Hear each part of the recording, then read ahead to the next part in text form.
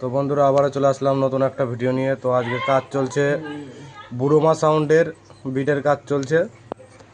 তো দেখতে পাচ্ছ দুদিকেই বিটের কাজ চলছে, এদিকেও।